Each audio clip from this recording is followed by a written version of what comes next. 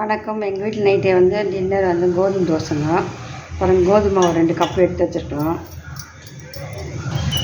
பாருங்க, ஒரு அரை ஸ்பூன் ஜீரகம், கொஞ்சம் டேபிள் சால்ட் போட்டுக்கலாங்க.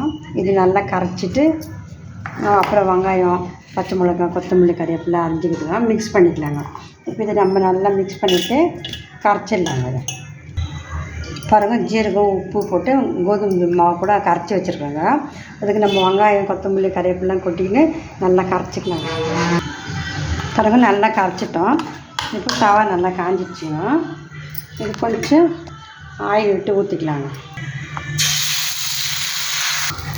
பாருங்கள், தோசை நல்லா ஊற்றிட்டாங்க தவாவில், கோதுமை தோசை. இப்போ நம்ம கொஞ்சம் மேலே ஆயில் விட்டுக்கலாங்க. கொஞ்சம் நேரம் வேகட்டணும் விடலாங்க. பாருங்கள், நல்லா வெந்துடுச்சுங்க. நம்ம திருப்பி போட்டுக்கலாங்க தோசையை. பாருங்கள், நல்லா ரோஸ்ட் ஆகிடுச்சுங்க. இப்போ 2 பக்கம் நல்லா திருப்பி போட்டாச்சுங்க. பாருங்கள், இப்போ எடுத்து நம்ம சர்வ் பண்ணிக்கலாங்க. பாருங்கள், தோசை ரெடி ஆகிடுச்சுங்க. அது தொட்டுக்கிறதுக்கு கொஞ்சம் டமோட்டோ கொஜ்ஜி, வேர்க்கடலை சட்னி பண்ணிக்கிறோங்க. இன்றைக்கி எங்கள் வீட்டில் இதுதாங்க நைட்டு கோதுமை தோசை இருந்தாங்க. நீங்களும் செஞ்சு பாருங்கள், ரொம்ப டேஸ்ட்டாக இருக்குங்க.